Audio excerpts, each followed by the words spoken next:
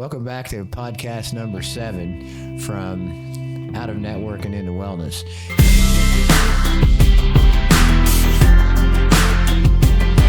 have by popular demand back today, Dean Hall. Popular demand. Well, I mean, got a lot of A demand of 2. The algorithm has spoken. He was in our 3rd, and now he's in our 7th. So it's good to have you. Great to be here in person. Yeah, that's awesome. That's extra fun. Yeah. Yep. Yeah. Anyway, so I think today what we're going to talk about, Dean's got a book that's out, and I kind of wanted to question him a little bit about that. Got a lot of things we can talk about. It's totally holistic medicine. Right. And something I find really interesting, always have, but he's kind of put it into words and put it into a lot of thought into his book. A lot of thought. Yeah. Yeah. Years and years of experience as well. 35 now. We'll be 36 Well, I was going to say January 4th. We're past that. So I've been a licensed clinical therapist for 36 years. Wow. Over half my life. Wow. Yeah. Wow. And done over 62,000 face-to-face hours. Wow. That's amazing. Yeah. That's amazing. Most therapists burn out at about 5 to 8. Right. Yeah. But because, so much of it was in that little town with you, and you would be referring and getting to kind of talk things over with you, it just gave me a deep love for it. You kind of infected me with really wanting to help. Well, I already really wanted to help people, but your love for people just had a real potent impact on my life. Well, good. Yeah. That's awesome. Yeah.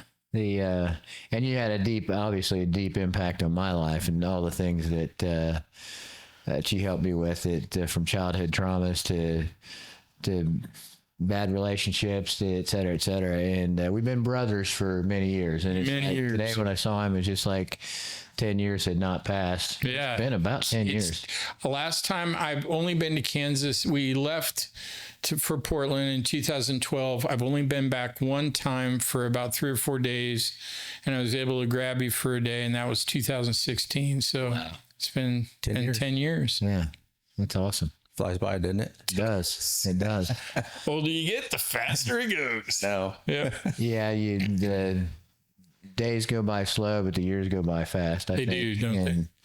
But in true friendship fashion, and I know that there's a lot of things coming out about deep, true friendships. Right. And how they're especially good for you. And it's just like when we see each other, it's just like we haven't missed a day. Yeah, not a bit. Yep. Yeah, I'm having 90s flashbacks. We both had a little more hair back then. Yeah, a little more hair. A little more hair. A few less pounds. Yeah. For me. I actually had more. Oh, yeah? Yeah. Yeah. Well, you were kind of sickly when you left a little bit. So. Yeah. Well, I was talking about the 90s. Oh, okay. Yeah. I was working so much, I wasn't taking very good care of me, which then led to me getting sick in the early 2000s. I know the drill. Yeah. So what were you doing in the 90s? I was teaching a public school full time during the day, and then trying to build my private practice at night. So I'd teach all day, get home at about 4, throw a bunch of, probably we know now, really highly processed, horrible fried food down my neck. Yeah. Take a quick nap, be to my office by 5, and usually work till 10. Oh my gosh. Yeah. And I'd do that 4 nights a week during the week. And then I'd work all day Saturday. Typically I'd work from 9 or 10 to 9 or 10. And then I'd take a couple emergencies, usually on Sundays. And I did that for 10 years. Yeah. But built a real healthy, real thriving practice. Yeah. With Doc's help. He was my main source of referral. And just was having a good time until one time Aaron came in 4 days before Christmas, 2006. And And he would come in about once a week or once a month or so, because he was carrying so much stress, not only from his family, but his ridiculous workload and kind of trying to hold that whole community together, that he would come in after I was done, usually about 9 or 10 at night. Yeah. And I was a certified clinical hypnotherapist. And so we just do some guided meditation, some release work to help him kind of de-stress so that he wouldn't explode. And so he came in one night. He just looked horrible. He was just ashen. And I said, "Hey, Aaron, what can I do for you?" Because I thought, man, he's really been through it. And he's like, it's not what you can do for me. It's what I gotta talk to you about. Okay. And I'd been in because I was going to get a total knee replacement. So I'd done the blood work, and I probably shouldn't tell this story. I don't know if you even remember it, but I'd never really been sick.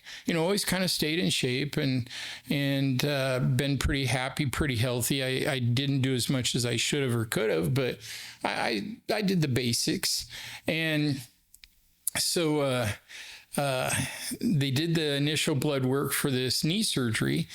And his nurse called me up and said, "Hey, Dean, your blood work came back bad. You need to come back in and redo it again." Well, I'd been a teacher for 20 years in this community. And so by now, all of my cute little 6th grade kids were older and they were entering the workforce. And so they were all in tech positions. And so these 2 sweet little girls that I'd had several years before had drawn my blood.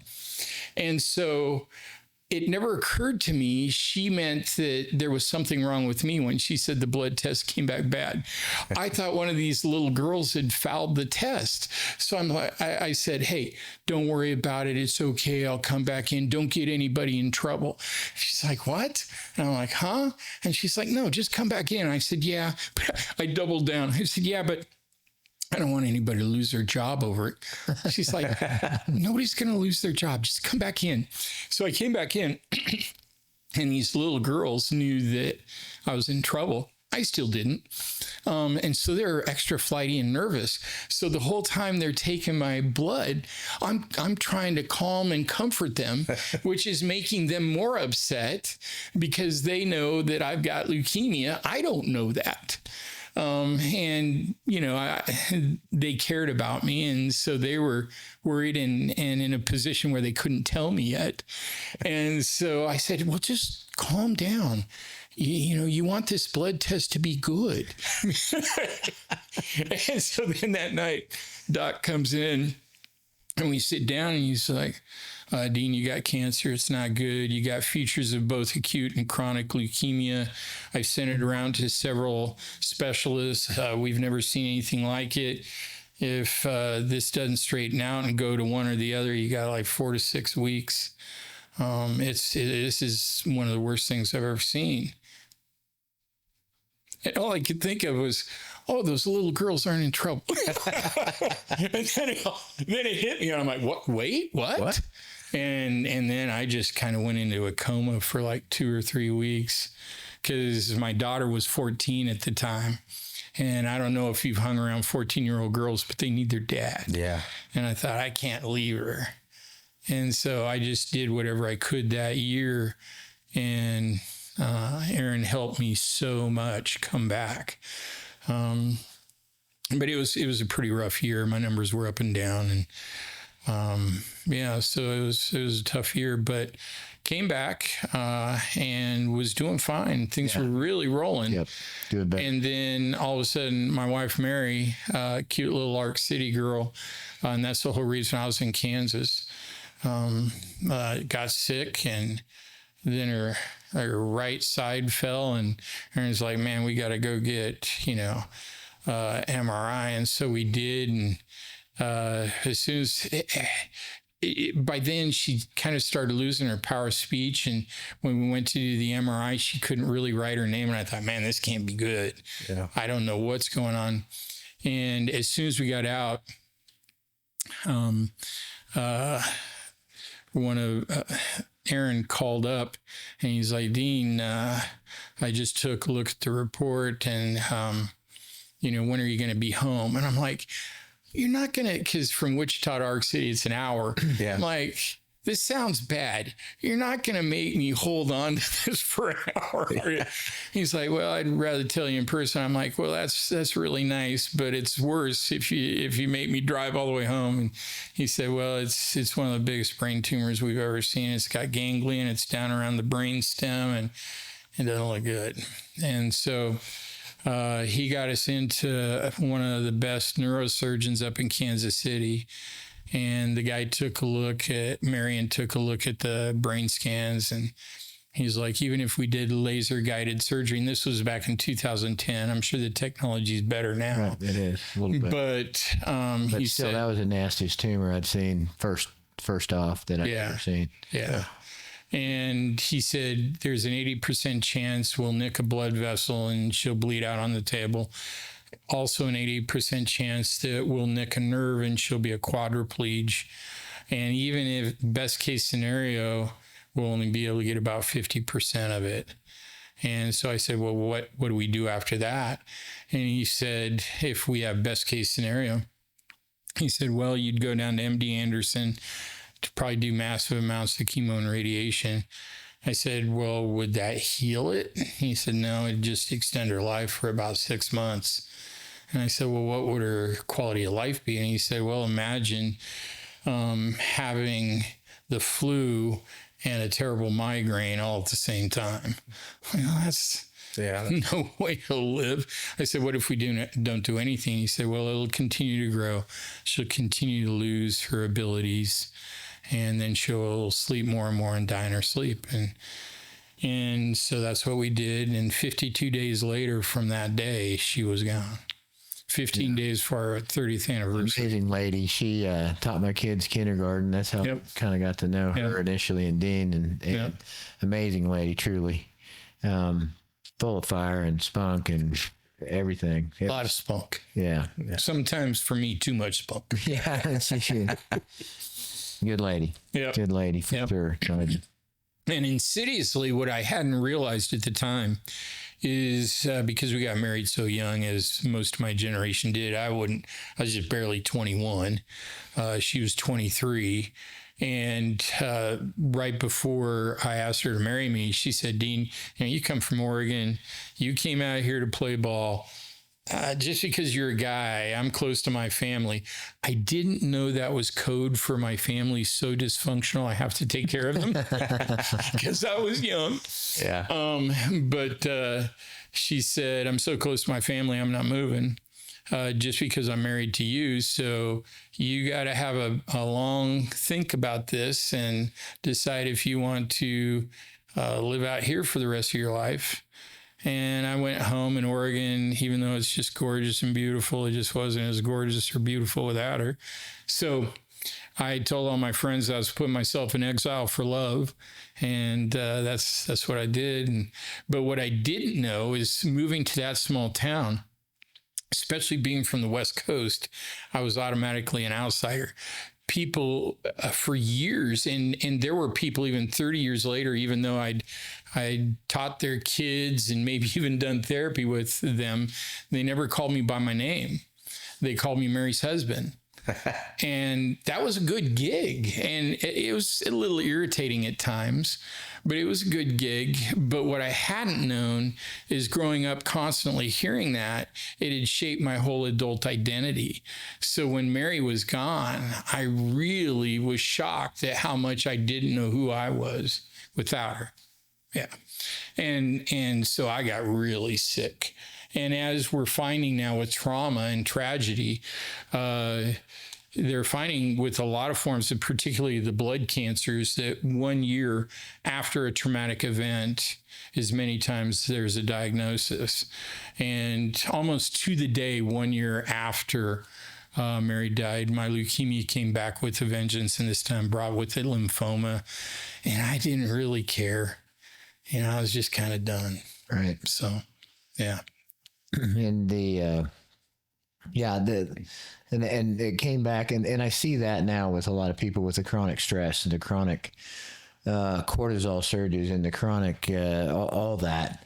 I mean, living sick, kind of like living on ultra processed foods and eating too much sugar and too much stress at home and toxic relationships and that kind of thing. They really do. Like, Oh yeah. they have an effect. And Dean's got some insight too now. I've been thinking about this for a lot of years, and a very deep, very, I think, poignant insight into some of the things that we can do that that can kind of make life a little better. My lived experience in having to come back to life and finding the things that, especially without Aaron being close, I could always count on Aaron to come and show me the inside scoop of what to do, because he was doing holistic before we called it holistic. Right. I used to call it redneck. Redneck medicine. I'll take his redneck medicine over anybody's. But being out and, 2,000 miles away from him, I was trying to trust other doctors, and they just, I fired 2 or 3 oncologists because I would tell them, hey, I appreciate your expertise. I know you might be smarter than me. I didn't really believe it. I'm definitely more educated than me on this. But what I want you to know is that I'm the boss of my body and of my treatment. I'm going to consider you to be an expert consultant, and I'm going to hear what you have to say, but ultimately the decision is mine.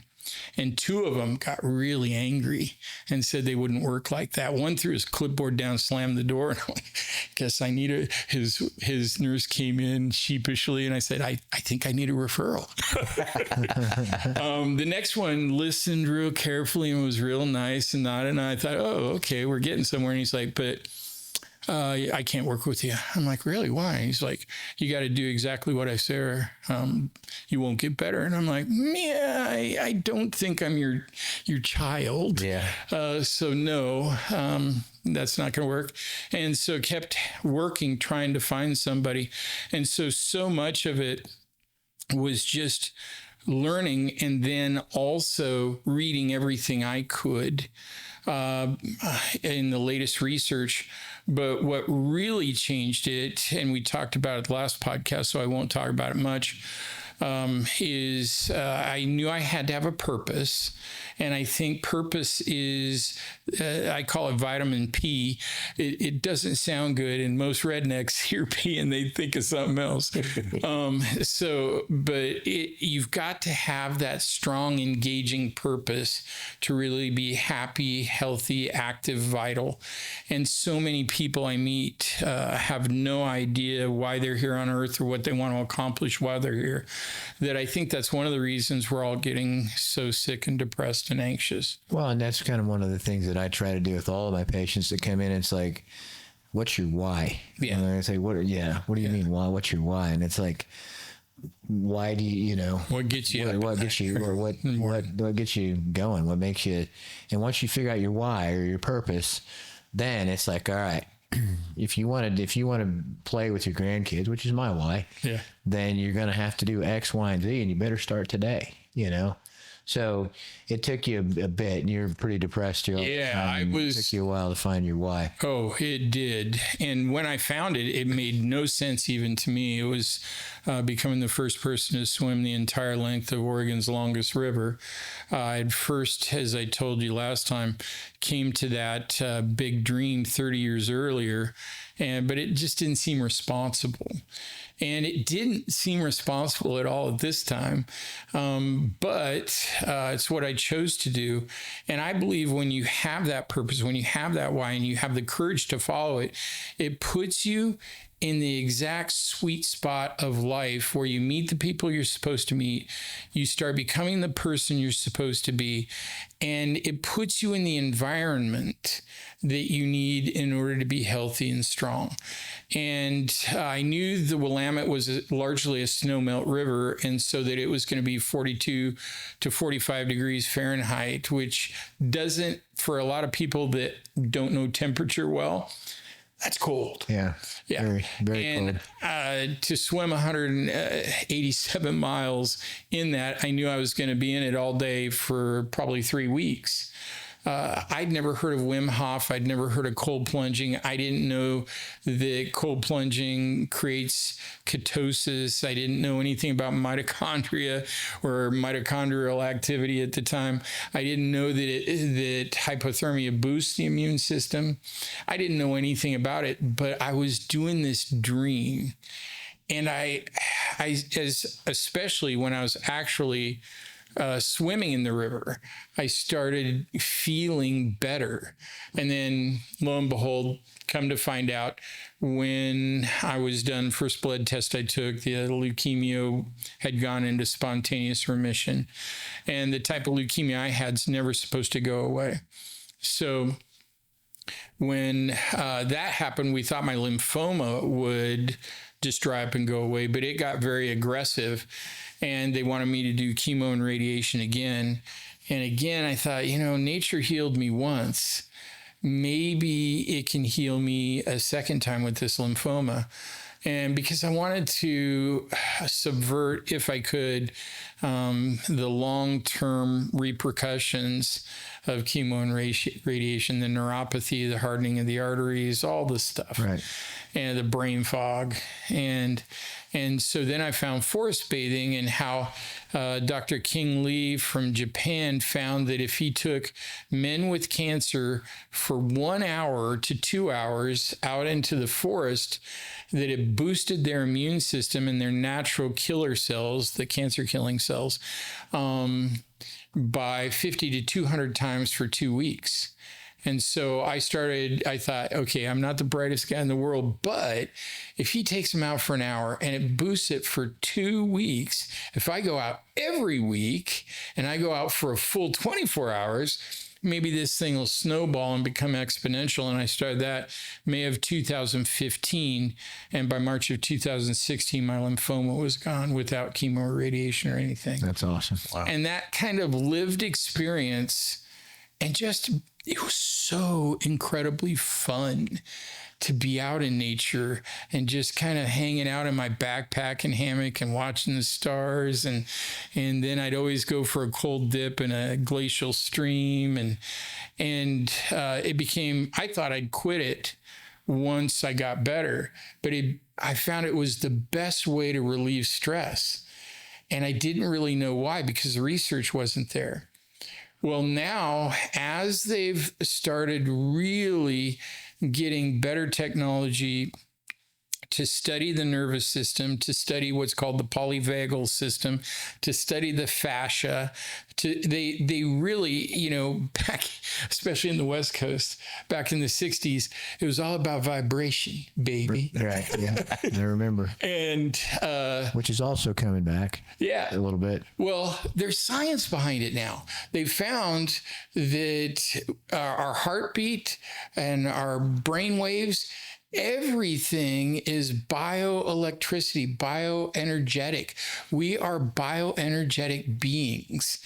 And so my lived experience plus my therapy experiences in the last 5 years come together in this beautiful confluence where I've kind of morphed the two together and started trying it out on clients.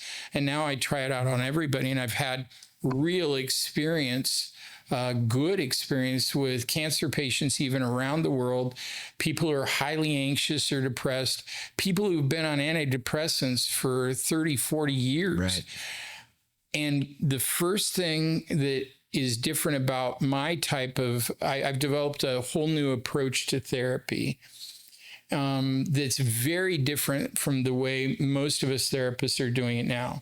We've been taught it's all in our head. It's the way we think, and it's basically the way our childhoods went, or if we've had any trauma. And by the way, here's $1,000 worth of meds a month. Oh yeah, as well. Yeah. I mean, I just totally disagree with the way therapy's gone in the last. Yeah, most people are dependent on those drugs and don't They ever think that they can find something else that can get them off that. And they don't understand those drugs have been so oversold that if they have one anxious moment, they think they need to be on an antidepressant, and they think that antidepressant will help them in the next 5 hours. And that's just not simply the way it works. How long does it take to get into your system and work? It depends on, I mean, the SSRIs came out when I was in residency, and oh man, everybody took Prozac. Yeah. Ooh, everybody. Yeah. And I think that would have been, gosh, 90s, early 90s, 93, 90s. Yeah. And that's, I think, about when Prozac came out. And then the drug companies were finding out that, man, if we just get everybody depressed and everybody, I mean, everything was, at that point, if all you have is a hammer, the whole world's a nail. Yeah. You know? Yeah. And so then that market kind of took off with all kinds of SSRIs and all kinds of stuff that makes it, I think, long-term worse. Oh, yeah, certainly. And it makes people feel weak, like they need something outside of themselves to make them, the inside, feel better. Right. And that's a recipe for disaster. It makes them dependent. And we are dependent, just not on pharmaceuticals. What I mean by that is we were placed on this planet, and our bodies, whether you believe in evolution or creation, it doesn't matter.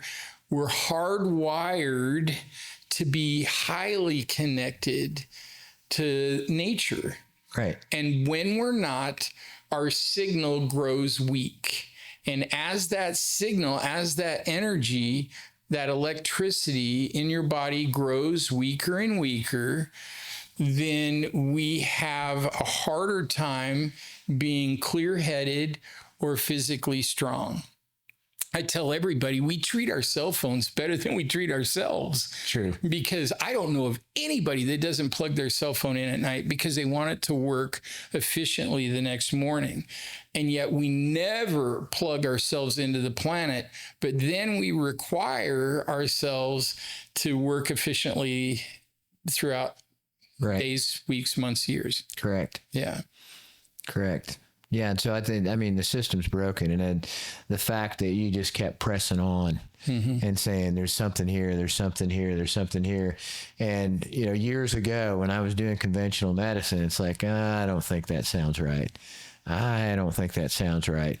Well, you know, it is right. And through the wisdom that I've gained through watching the whole country, if not the world, do the ultra processed foods, do the lack of exercise, do all the things that they do that are so bad, and the whole time the answer is just right in front of us. Right in front of us. Yeah. So, and it's just a step outside your door, you know, and in especially modern life, if you look at it from an energetic point of view, how we're living is crazy because we were meant to be plugged into the planet. And the way we plug in is to take our shoes off or to get outside in the sunshine or the water, be upright and moving forward, taking time to play and just have fun. You know, the world's become so serious. And one of the major reasons my clients claim they don't do it is, number one, they're scared to go out by themselves. And so we've gotten so used to being in our own little cardboard boxes that anything outside of that is scary. But it's that cardboard box that's killing us, because now it's got 5G Wi-Fi that's blasting through and distorting the way our body processes that energy.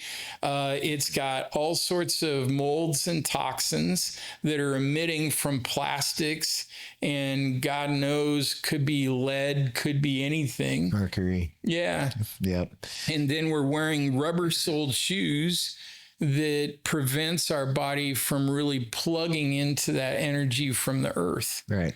Yeah. There's a book out that I read maybe 3 or 4 years ago. It's by the creator of On It. Have you? It's a supplement. Have you heard of that supplement? I have. Yeah. It was like popular with UFC there for a little bit. Yeah. But he wrote a book and it was talking about, getting out as soon as you wake up, get outside, get some sun. Right. Because it does a great thing for your mental health. And listen to you talk, I'm like rehashing everything that I read earlier, he's probably just figured it out, but you've known it for years. And getting outside. And he was talking about if you can't get outside, or if it's a cloudy day, they make headphones that emit UV light into your ears. I was like, I should try that, but Well, it's like the reason why I like Gary Brecka so much, for example, is because he says, get out and put your feet on the ground and your hands on a tree, Right. Ground yourself, et cetera, et cetera. And that's huge. It is. And what a lot of people don't know is that, I don't know why they don't know it, is simple physics. Our Earth has a molten core and it's spinning. So it's just a big battery. Right. And our bodies are even shaped like electrical plugs. Right. Okay. Right. And they found that when we step barefooted, even onto cement, if the cement is not 3 feet thick, right. If it's less than 3 feet, right around 2 feet, we still connect with that energy of the earth. And they think there are many people now, neuroscientists, that believe that tension, that stress is static electricity is the best way to use layman's terms. It's a buildup of what's called positive ions, and in electricity, positive is bad, negative is good.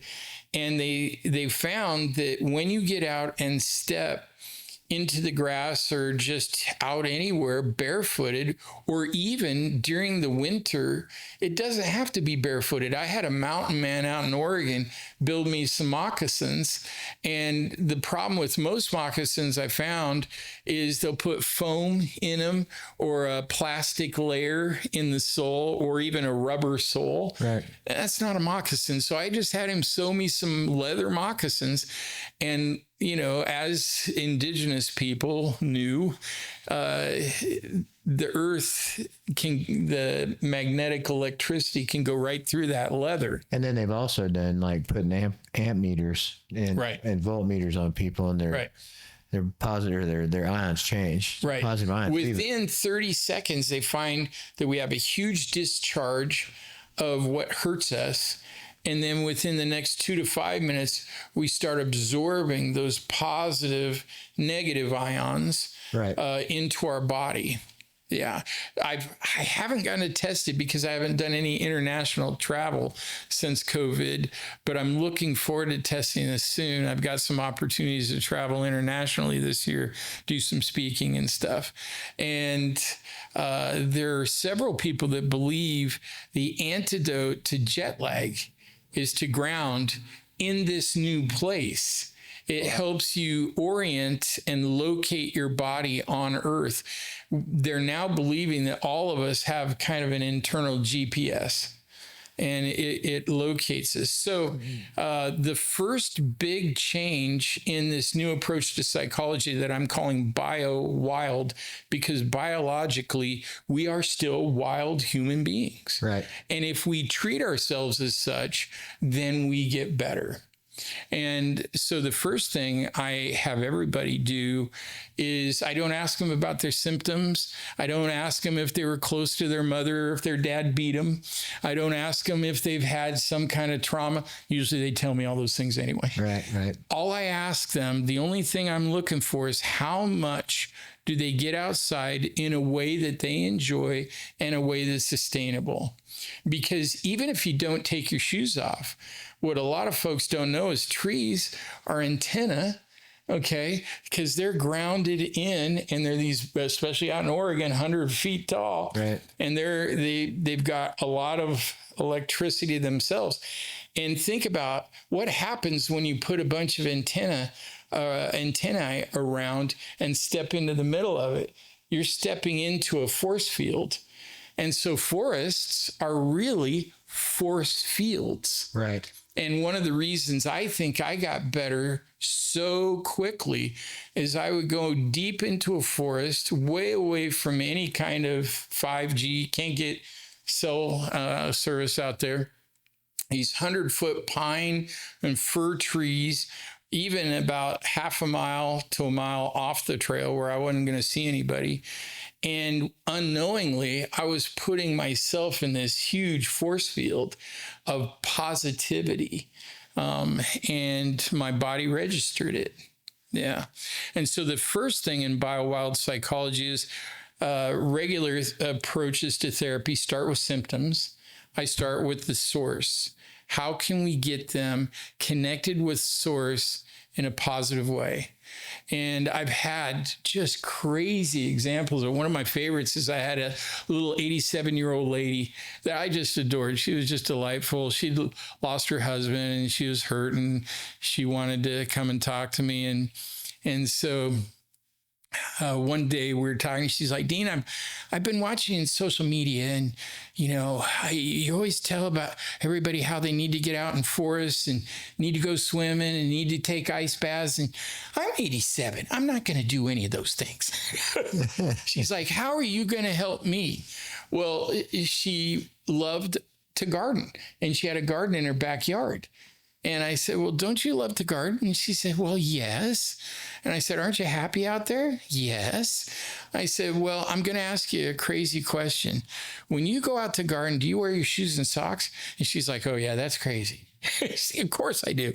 I said, well, could you do an experiment with me? And luckily it was during the summer, so she was willing to. She's like, sure. I said, next 2 weeks, every day, I want you to write on a scale of 0 to 10 how depressed you are.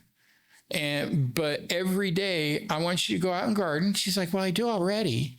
I said, no, I don't want you to wear your shoes or socks. And she's like, okay, that does sound crazy. And I said, one other question. Do you wear gardening gloves? She's like, well, of course. I said, don't wear them either. She's like, oh, wow, I don't know. Okay. And in 2 weeks, she went from consistently being at an 8 and 9 for depression to a 3 or 4, just in 2 weeks. And she'd been on antidepressants for 40 years. By month 3 or 4, she's like, Dean, I don't know if we need to talk to each other so much. And the reason I came to see you today is I've been on these antidepressants for 30 or 40 years. I don't think I need them. I said, well, I don't think you do either, but I'm not a doctor. So work with your doctor and start weaning yourself off responsibly. Let's see how it goes. Went real well. And by month 4 or 5, she was off her antidepressants that she'd been in. The only real change she made was going into her garden every day, no shoes or socks, no gardening gloves. So she was fully grounded. Right. Yeah. Wow. Yeah.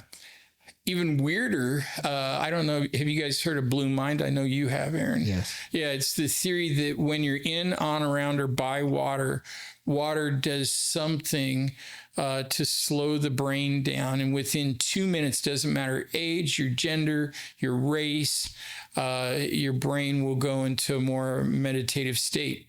Well, I was working with another lady and she lived out in Troutdale, Oregon, and it's right on the Columbia River, only 5 miles from 11 huge waterfalls that almost every time you see a waterfall in a calendar, it's one of those, right? Because they're big and they're beautiful. And we saw that. Yeah. Yeah. We went to that when you were out. Yep. Multnomah Falls and all sorts of falls. Well, anyway, I said, hey, and she gave me the same speech that the little old lady done. And this lady had been on antidepressants for 20 years.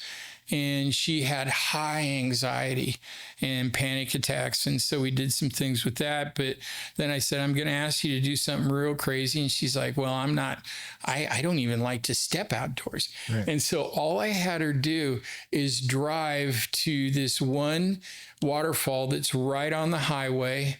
And it has a little parking lot. And I just had her turn her car toward the waterfall, not even get out of her car, and just watch the waterfall for 15 to 30 minutes, 3 to 5 times a week. That's all she did. And within 6 months, she was off of antidepressants. Within about a month, she was like, I don't think I need to see you anymore. I can go watch a waterfall. I don't need you. This is probably not a good business plan for me. Right. But yeah. And so the first part of BioWild psychology is just really getting people plugged into source. And then it kind of takes care of itself. Yeah. And then you heal people instead of doing what Big Pharma does and keeping them on. Yeah. Right. Yeah. The second thing is helping them understand the nervous system. Most people don't. Even as a therapist, I didn't really. And it's really all about we're hardwired to try to stay safe. That's the number one job of the subconscious mind and their nervous system is to stay safe. But that doesn't necessarily mean what we've made it mean in today's society. We have made it mean to avoid threat. But by constantly avoiding any kind of threat, we become very weak physically, emotionally, and psychologically. And so to know how to create your own safety and what helps you reboot and knowing that safety is your number one need and it's what you're unconsciously always looking for. And then noticing when you personally, because we all have different reasons based on our backgrounds and who we are as to why we get threatened or triggered and when we feel unsafe. And to know personally what makes you feel unsafe, but then more importantly, have 3 to 5 things you can do to restore that safety quickly.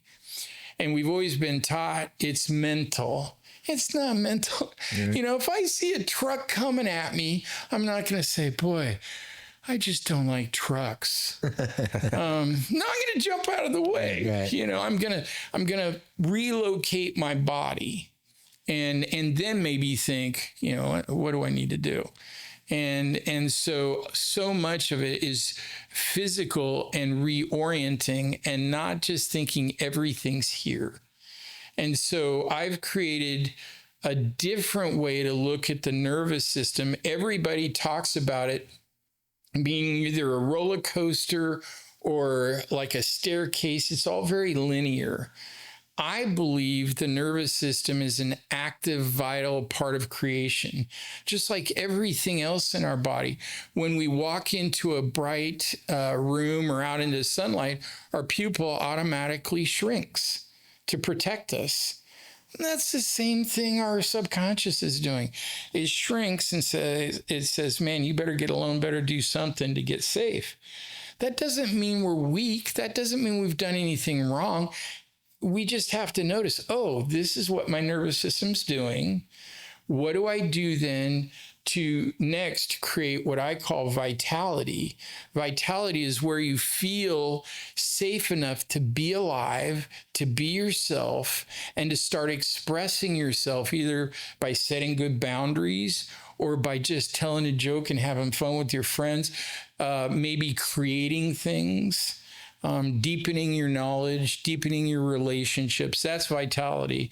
And then if you've got enough time in vitality, it goes to flourishing. Flourishing is where you're happy and you're healthy and you're growing and your relationships are getting healthier and they're getting deeper and you're maybe creating things. And that's the last part of what makes my form of psychology very different. The way you end therapy has always been kind of weird for me. Right. Usually therapy ends, and living in that small town, I'd work with people and then they'd come back 5 or 10 years later, or I'd run into them in town and get unsolicited feedback. on how my work had been and what the real story was. And so many of them would come back and they'd say, well, Dean, I was kind of better. I really wasn't better. I just got tired of paying you. And so I lied and told you I was really good. And I think that's the case with a lot of, they really. Or another way to do it that many psychologists and therapists do it is they'll give a self-report inventory and they'll score it and say, well, you're okay. And so all of therapy is aimed at getting the person to be neutral. Well, neutral is okay. That's like you're cooking a dinner and you're aiming toward half-baked or lukewarm. It just doesn't make sense. And so I thought, how does nature say you're good? And if you watch nature, animals procreate and have healthy babies. Right. Or more importantly for me, trees bear fruit. And so I know when my clients are done, when they are doing so well, they're giving of their excess. They've got so much happiness, they're bringing happiness to others. Or in my case, I'm doing so well, I've got the opportunity or the mindset of, I had a great marriage for 30 years. I could never have imagined trying to recreate another marriage. And then all of a sudden I was doing so well. And I'm like, the thought started creeping in, well, I'm not dead yet. And I'd really like another mate. And so I started looking at how I could create that. Or more importantly for me, so much of that time was so self-focused. How can I get better? How can I get over the why me syndrome or the what if syndrome? And I knew I was better when I was no longer the center of my own universe, but I was wanting to help others again and bring to them what I'd kind of backed into. And so I knew I was good when I was bearing fruit. And that's what all of nature does. Right. Yeah. And that's in positive psychology, that's called flourishing. Right. And so it's safety, vitality, and flourishing. And so that's how I look at the nervous system and help people understand where they're at. And you might go from flourishing all the way down to needing to become safe and then moving back up to flourishing 2 or 3 times or 5 times in one day, depending on the day. Right. Yeah. And I've found that when people go from flourishing all the way down to not feeling super safe, with the way modern psychology approaches handle it, most people feel like they failed themselves or their family or even me. And now if you look at it like this active, breathing, vital thing, you don't have to approach wellness with any kind of shame or guilt, which I think is huge. Right. The shame and guilt adds the whole negative component. Right. And so that's kind of where I'm at and why I'm so excited, especially since I've had so much real life positive experience with clients. This last year, I've had 6 cancer patients with stage 4, and 4 of the 6 are now in remission in just a year, doing these things. Yeah. And it'd probably be a good business plan if I took credit for that. Yeah. But it's not me. They're just plugging into the planet, finding sustainable ways to do that in a way that's fun for them, like that little 87-year-old lady did and the lady who went and watched waterfalls. It doesn't have to be like anybody else. You just got to find what draws you outside and what's fun for you and feels safe enough for you. Right. And then you got to look at this whole idea of going from safety to vitality to flourishing. You got to look at life differently. It's constantly moving and changing rather than incrementally like a ladder or a staircase constantly getting better. And it's not even a roller coaster. I like to think of it like a pupil. Right. Yeah. So you don't have to feel guilty. You just got to know yourself well enough to know what gets you back on track after you need that safety. And then knowing that we're born to bear fruit.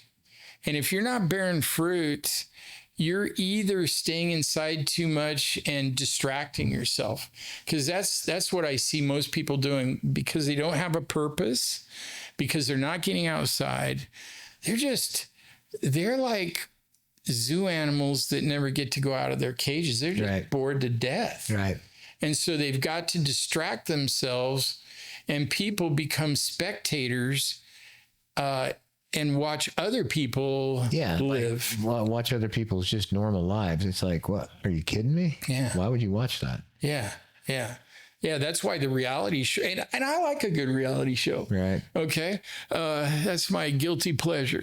But I'm out there with my own reality show too. Right. Yeah. I live life. I don't expect to kind of sponge off of their junk so that I can feel like I've got a life too. Right. But even those folks, and I love sports. I love to watch sports. You know, I caught myself watching, what do they call it? Where they got the broom on the ice. Yeah. Curling. Yeah. And I was having a good time. And Bobby walked in and she's like, "Oh my gosh, what's wrong with you?" I'm like, "No, this looks fun." Yeah. So I like to watch sports too, but if that's all you're doing to feel alive, you're not really living. Right. Yeah. There's a book, and I haven't read it yet, but I love the name of the title. It's called The Comfort Crisis. We've become so comfortable so much that we become weak and anxious and depressed and sick, that then we think, oh my gosh, if we step out of our cardboard box, we're really going to die. And well, if you look at like Hyman and some of the better authors, et cetera, he calls all that trying to push yourself past hormesis.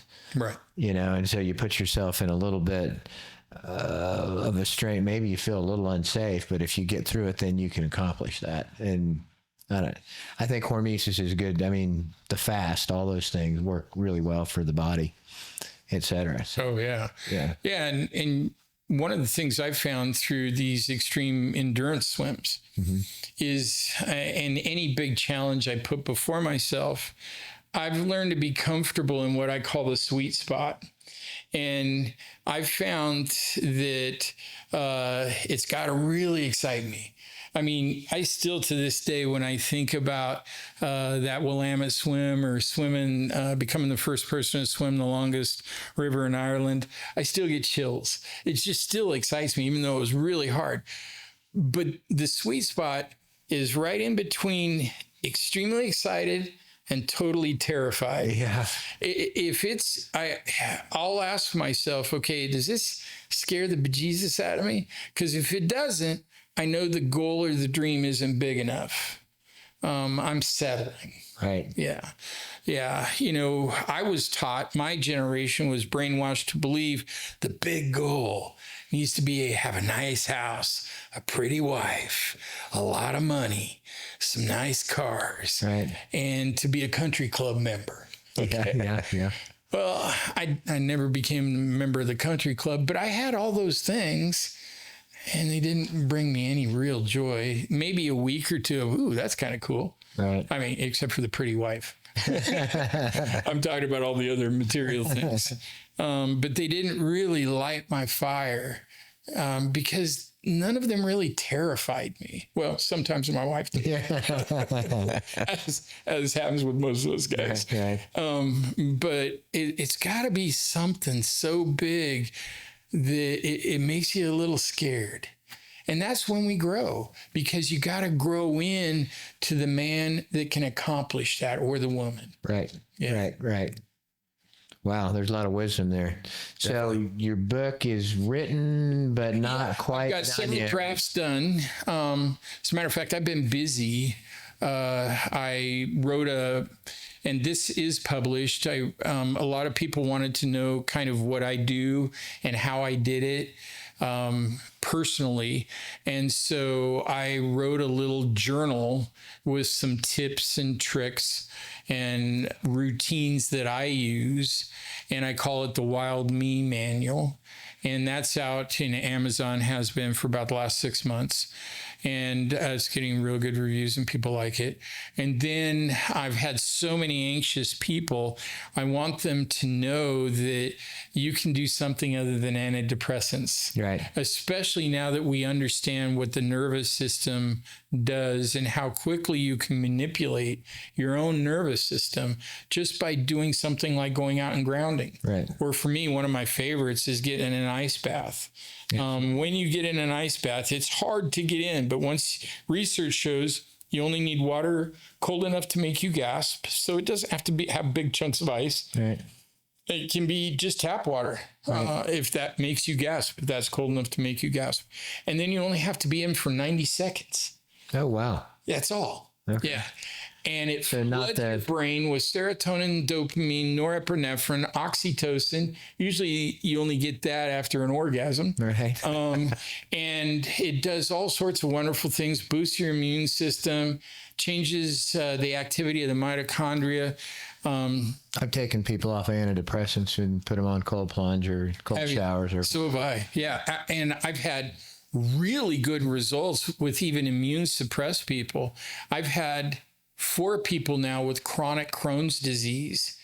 All they did was just start ice bathing, not even every day, 5 days a week. And within 3 or 4 months, their Crohn's is either gone or mostly gone. Awesome. Yeah. Yeah, I heard that through Gary Brecka. He was talking about he was at the some conference in England, and one of the doctors was talking about cold plunging, and he was worried that she was going to say that don't cold plunge, it's bad for you. But she was like, no, you can cold plunge, but don't overdo it. 1:30 seconds is all you need.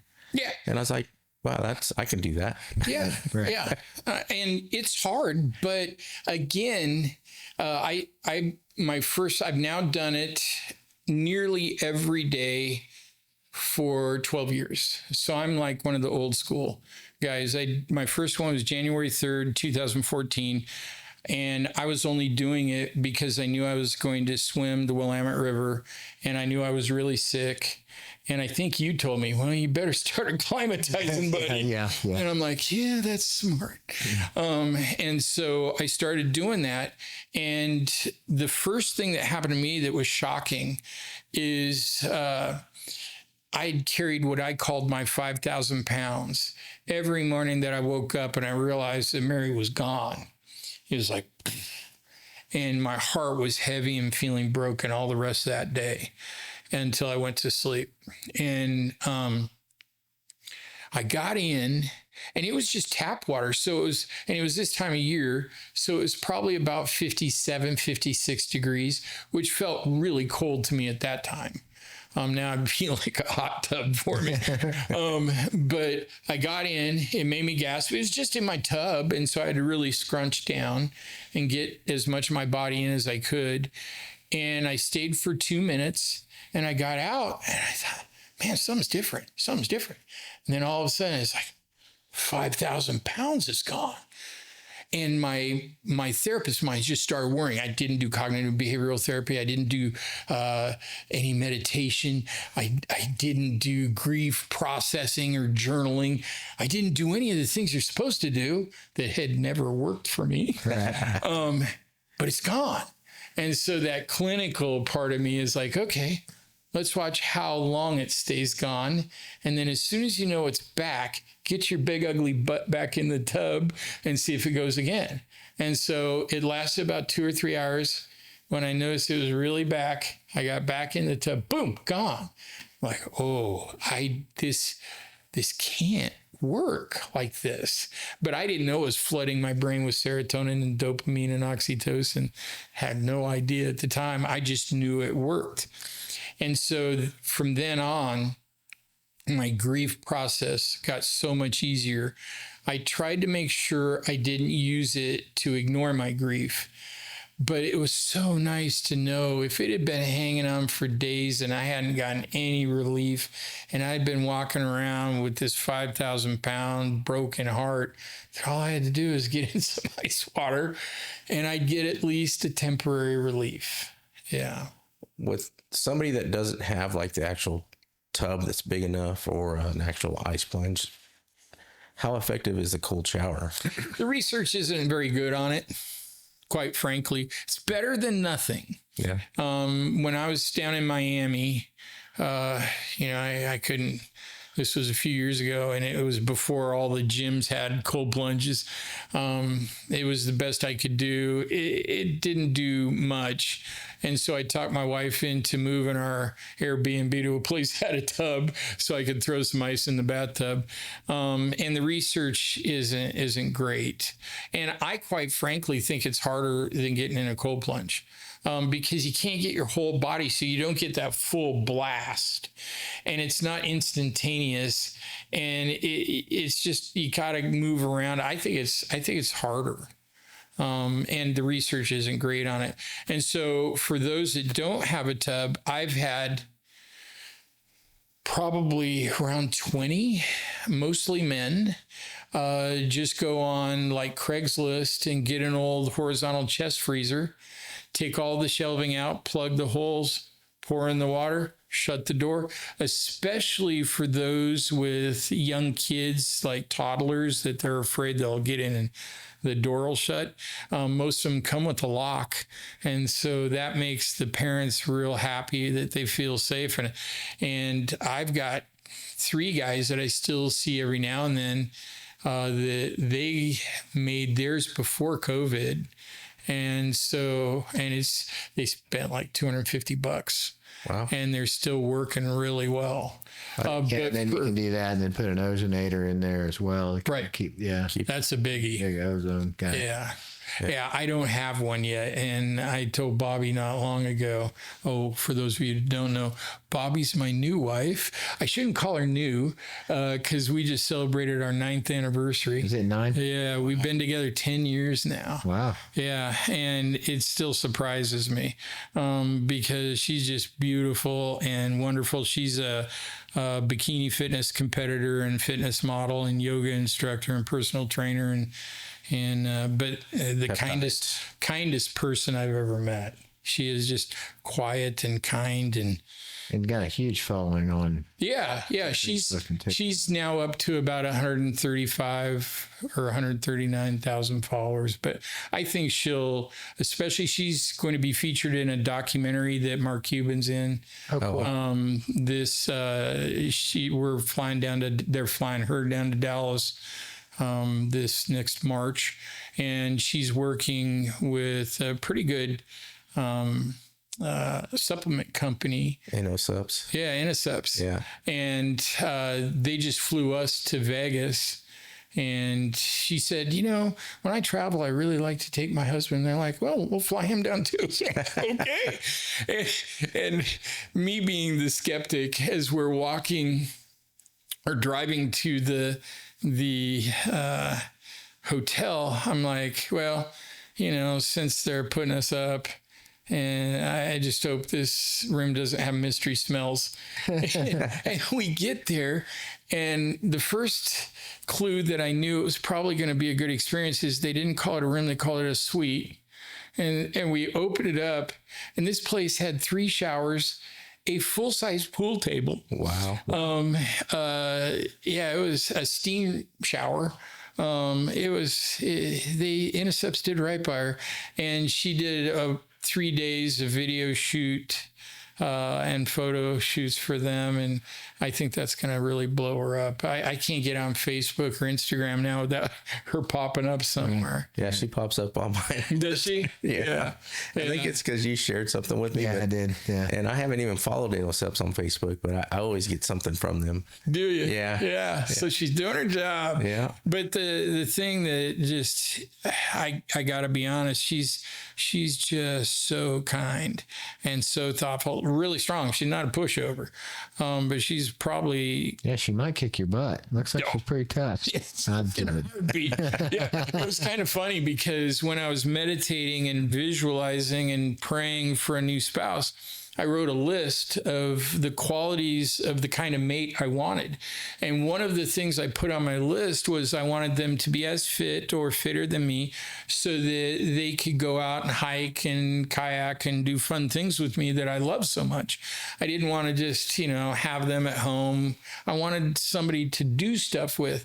Well, I went and told my parents this because I wanted them to, kind of pray with me and visualize with me, and because I'm pretty close to them. And my dad's kind of a crusty old guy, and he's like, well, good luck. And I'm like, what's that? And he's like, Dean, you're in your mid-50s, because I was at the time. He's like, you're dating grandmas. He's like, none of them are going to be as fit as you. Well, anyway, first time Bobby met him, she met him about 6 months after we met, and she's getting ready for a competition, and it was summer, and she had a little cut off, and she had a six-pack. He looked at her like this. He gave her a hug. And he's giving her a hug. He's looking at me. He's like, I was wrong. Sorry. And she's like, what? And he's like, I told Dean that he'd never meet a woman that's as fit as him, and you could kick his butt. He's never had a six pack. Right. So it's interesting how life, if you don't give up and you do heal and have an excess, life's ready to give good things back to you. And it's not just me. I tell everybody, when people get to know me, it gives them more hope. Do we have time for one more funny story? Yeah, we got. Okay. You got all you need. One of the things that happened a lot after I swam the Willamette is especially locally in the Pacific Northwest, I got asked to do a lot of speeches. So I'd give a speech and then have a question and answer time. And after about the fourth one, I'm like, what is going on? Because, I'm no small guy, right, and I've always been pretty athletic. I don't look like a total wuss, but people would raise their hands and they'd say, Dean, I thought you'd be bigger. Dean, I thought you'd look stronger. Dean, I thought you'd look more athletic. What's happening? So I call up my dad, and he's like, nope. He's like, that's exactly what you want. I'm like, what do you mean? I think they're calling me a wuss. He's like, no, what they're saying is, Dean, you look like us. You're one of us. Right. And you give us hope. Right. If you can do it, we can do it. Yeah. And I thought, that's way better than me being some Olympian. Right. Because I'm not, and I don't want to be. What I want to do is show that people, we're human. I want to offer hope. And so that's always been, it's one of the best gifts he ever gave me. It was pretty funny when he said it. I tell everybody, if you do what I do in your way, you'll get what I got, and probably better, because I'm nothing that special. And it's just so many healthcare providers talk the talk, but don't walk the walk. Right. And so how many fat, sick doctors do you know? Oh, yeah. Yeah, or therapists. Right. Yeah. Right. And some of the therapists I know, some of the doctors I know are some of the therapists I know are some of the most unhealthy mentally people I know. And there's so many doctors out there that how can you tell people to do something when you're not willing to do it yourself? Right. Lead by example. Right. Yeah. I think your example is great, and Doc Waters, your example is great. And you guys, you're just a little bit older than I am, but you still. Thanks for saying little. Well, I mean, what you're like 6? I'm getting ready to turn 66. Okay, so I just turned 56, so Oh, so 10 so years. 10 years ain't a lot, you know. Yeah. The older I get, I'm like 10 years feels like yesterday. Yeah. You know you're old though when you watch a bowl game and all the football players look like they're in middle school. Right. Yeah. That's yeah. True that. We were talking the other day. I'm a police officer. I don't know if you knew that, but Oh no, I didn't. yeah, so that's my full-time job, and we were talking the other day, and I was looking around the room because all these younger kids are coming into the profession, and I'm like, raise your hand if you've been born in the 1900s, and only three of us, and then the rest were 2000s. I'm like, Raise your hand if you remember 9/11. yeah. So all the younger officers that are in their 30s, and you know, they're like, thanks for that. You made me feel horrible. I was like, Yeah. well, I mean, but you know, I'm the oldest one on the department, and well, not counting my chief and deputy chief, but I'm the oldest one on patrol, and I feel pretty good, and I don't feel like, you know, I need to quit, you know. And Right. most people my age get to that mentality is like, oh, I'm in my 50s, I need to stop moving, and that's not. But you're doing all the things, Kenny. You're doing all the things. You know? And that's the secret. You know, your health span, you want to equal your lifespan. Yeah. And so, I mean, and you know, you step back from a crazy, horrible injury, you know. Yeah. And then so many crazy, little bit of complication afterwards, et cetera. 18 months of compensation. Yeah, that's like more than a little bit. Yeah. I was like, And so, and you stayed fit, and that's what everybody needs to do. Just step into it. yeah. Step into it. And going back to the community, I think if you can't do it on your own, try to, you know, if you have family members, if you don't have family members, coworkers, you know, try to get somebody to go outside with you at the very least, you know. Absolutely. And then at the very most, you know, you guys can get a workout routine together, or, you know, just being together. And like, community is so important. I was watching YouTube earlier today, and they were talking about Japan, how they're in a kind of a mental health crisis because nobody wants to be talked to or touched, or their phone is where they're at, and they can be walking down the road. And it was an American that was talking about it, and he was talking about how it's taboo to go up to a stranger and talk to them because they just want to be left alone, you know. And that's a sad existence to be in, you know. You're in a city full of millions of people, but you're alone, you know. That's just sad. Yeah. Even just Portland is that way. When I left it in 1978, wasn't that way. Everybody's pretty friendly. And, but living here in Kansas, everybody was so friendly. Yeah. That I got so used to that when I went back, and it was 5 times bigger than when I'd left. Even if you just say hi to somebody, they think you're some kind of perv or something. It's taboo. So it's really hard to have community in a big urban area like that. You have to be very intentional, and it's very easy to get isolated. Yeah. Yeah, you see it every year when people come into Emporia for the big bike race, the Unbound. And if it's their first time, if they're coming from a big city, they're like, one of their first comments is like, I can't believe how nice people are here. Right. This guy, he helped me on the side of the road. I don't know him. Right. And I'm like, that's the way it is. Well, it's been 10 years since I've been here, and it shocked me. You know, I'm driving down Kellogg, you know, and one of the busiest streets in Wichita, and it seemed like there was no one. And then driving up here and even driving into town, it was like, where is everybody? Yeah, it's just because you're so used to You're just all inside. It's wintertime. yeah. Well, it was 68 degrees out today. I know. So. Really, I'm kidding. But no, to your point about aging, I think one of the biggest mistakes we make and how we've been brainwashed as a society by big corporation is this idea of retirement.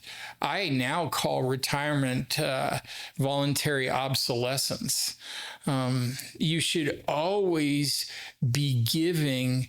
I mean, look at how much the police department is benefiting from your age and wisdom and experience. Those young guys need you. And maybe not in the same capacity that you've always served, but one of the reasons I became a therapist is back in the day, I thought, I can even still be a therapist, and maybe I'll be treated as even wiser in my 80s.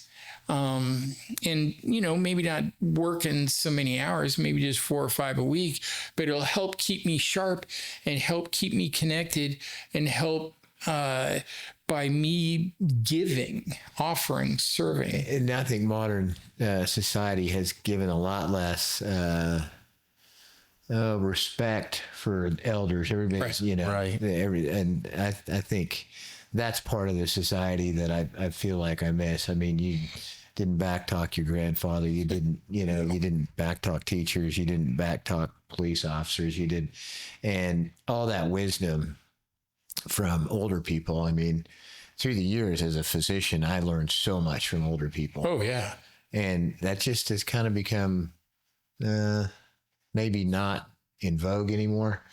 I'm hoping it's coming back. One of the things I've noticed is I noticed that a lot in the mid 2000s, but post COVID, I've had a lot more younger people come to me, even young professionals, especially just in the last 2 years,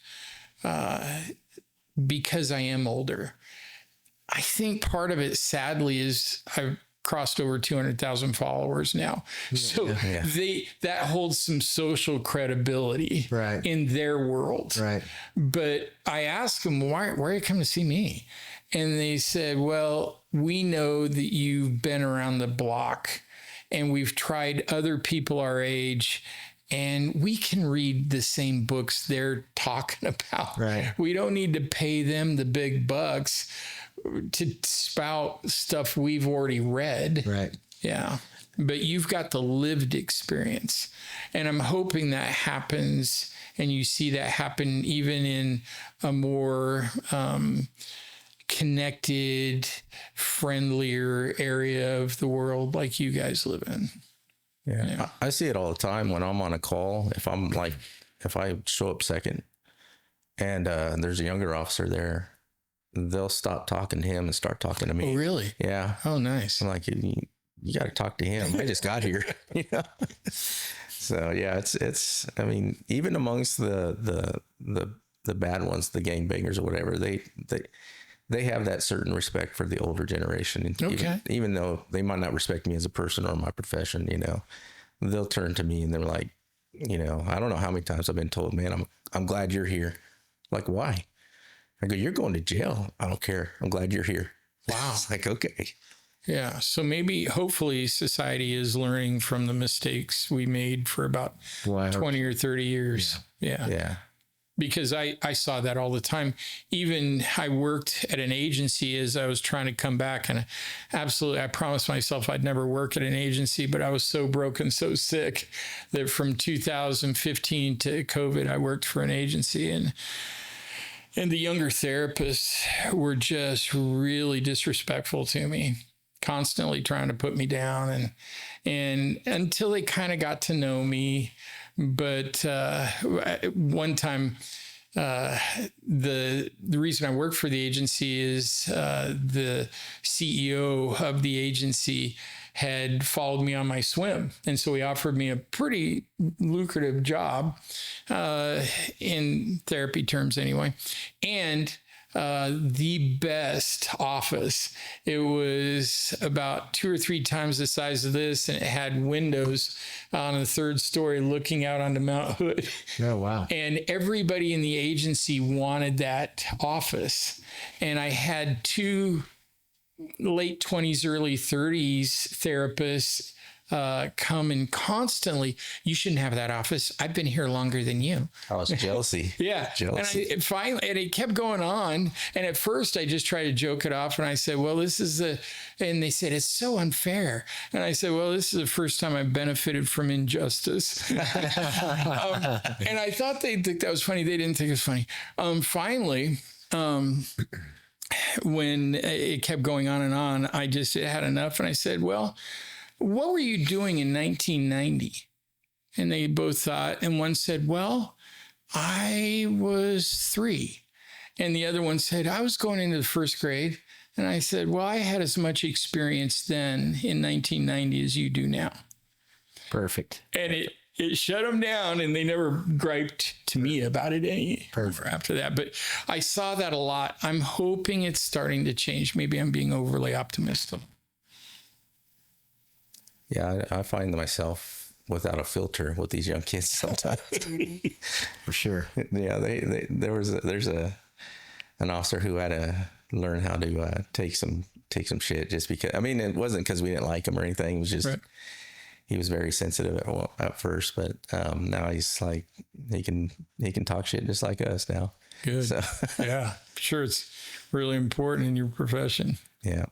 Yeah, that's the one thing that is important in any profession is to build some kind of brotherhood or sisterhood with each other, because you guys have seen therapists, doctors, medical staff have seen just as much trauma as anybody, and you got to kind of rely on each other for that too.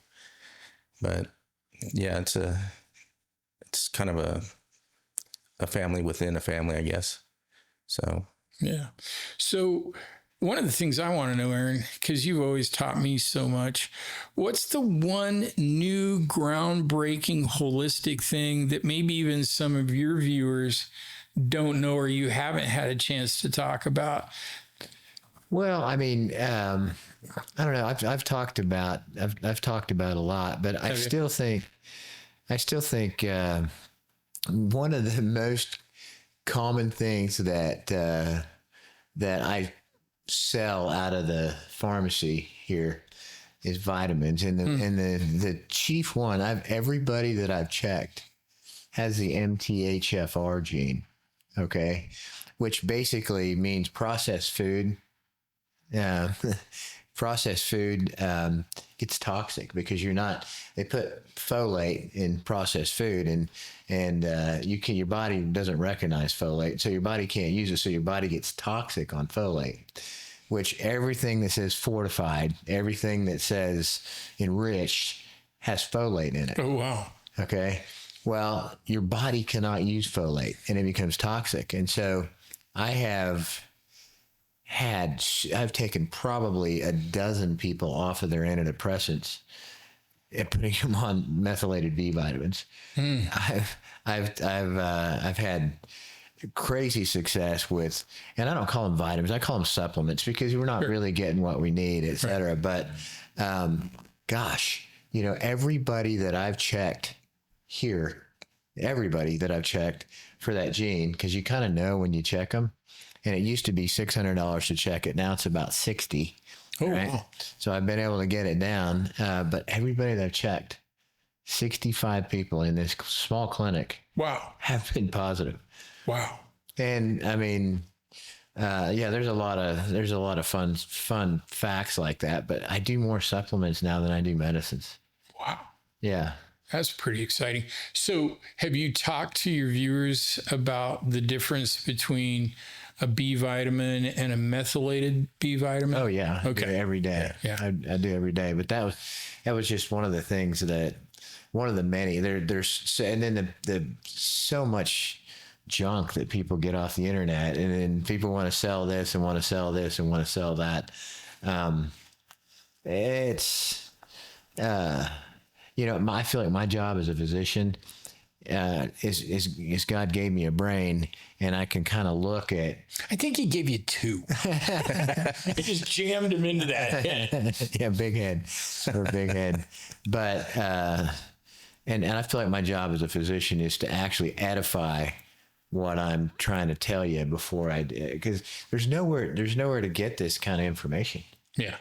There's no way to hear nobody. Or if you do, there's no way to fact check it, really. Right. Yeah. Right. And so, I feel like that's my job is to do all the groundwork and the background work. And I feel like my patients, Kenny, I've learned as much from Kenny as he's learned from me.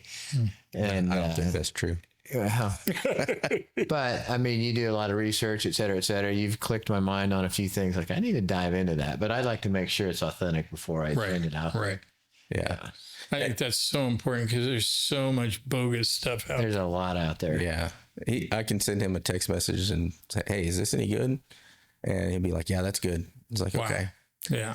The first time I Good to came, have that, isn't it? yeah, it is. And one of the first times I came to him, I can't remember what I had, but I was expecting medicine, but he's like writing stuff down on just a regular sheet of paper. He goes, here you go get this. And it was all vitamins, you know. Wow. I was like, I've never had that happen before at a doctor's office. It's always a drug, you know. Well, they teach you in medical school that you get everything you need from your food. In the meantime, they're putting all this processed food, all this. Maybe stuff. they did in the 30s. What I mean, Probably. I don't even think that's the truth. I think people have been magnesium, zinc, vitamin D deficient for, well, maybe they got enough when because they were outside. But I mean, I think there's a lot of vitamin deficiencies that are out there. And I sure have seen more people turn the corner on vitamins than I have on regular meds. You know? It's kind of crazy. Yeah. Actually. Yeah. And when you say vitamins, you mean good vitamins, not just the stuff you buy off from in a jar at a discount store or something. Well, and I try to keep a good supply of the ones that I use the most. And when they expire, the company that I get them from is calling me the next day and say, why didn't you send them back? So, and I can send stuff off to be checked for purity. I've sent some stuff off that's had less than 5% purity. Wow. So it's just junk that they're getting. So if you want to save money, don't save your money on supplements because the most expensive vitamin is the one that, or the most expensive supplement is the one that didn't work. Yeah. Right. Right. So how are you going to know if it works? Yeah. Yeah. Unless flourish. Right. Yeah. Yeah. So what could you talk and maybe if you've already done this a lot in this podcast, feel free to say, oh, Dean, I've done that. But so many people don't know why we need methylated vitamins or why anything even about the methylation process and why our body isn't methylating. Well, it's actually a genetic problem. Okay. And so you're not producing that MTHFR gene, which actually is a methylated. And what does that do? What that does is it just puts a methyl group, which is a very common from biochemistry, a carbon. It's a single carbon with hydrogen and oxygen. And actually, it's a double carbon with hydrogen and oxygen. And if you don't put it on that B vitamin, if you don't put it on that molecule, it can't absorb. So it can't be used by so itself. Then your body doesn't absorb it efficiently. Right. It doesn't. It can't use it as a coenzyme. I got a question. Is this something that's been around all of human history, or is it something new where people? I haven't heard. I mean, honestly, until 2 years ago when I started, I hadn't heard about it at all until 2 years ago, and now, I guess the more I look at it, the more I see it. But gosh, I've had tons of people come in as well on. And I've talked about D vitamins, but it's like, oh yeah, I've been taking vitamin D forever. Like if you don't take it with K2, it's no good. If you don't take it without A, it's no good. And, I mean, like 96% of the population has a vitamin D deficiency. Wow. That's crazy. Yeah. And there's so many good things that does for you. So I hate to belabor the point because I've discussed the vitamins in that. I think it's a good thing to say it over again. I think always, and even back, maybe you've just heard about the methylation process and where it's concerning vitamins and supplements. But I remember even back in the day when I'd say, geez, doc, why am I so sick? And you would say, because your body isn't absorbing stuff because you're so stressed. Right. Yeah. Well, and you got to think about, I mean, right now, everything in medicine's a protocol. It's like, here's the diagnosis, and here's the protocol, and here's the diagnosis, and here's the protocol. Well, I would just encourage doctors as a whole to think past the protocols, because there's, Because are doctors even creating the protocols, or is somebody in the drug companies, the drug company creating the protocol? and the insurance companies. And are they skewing it so that it makes more money and Right. sells more pharma? Right. Big time. Yeah. Yeah. Yeah, you can't make money by going out, like you said, going out to the forest and forest Right. bathe. And you can't make any money if you get people better. Right.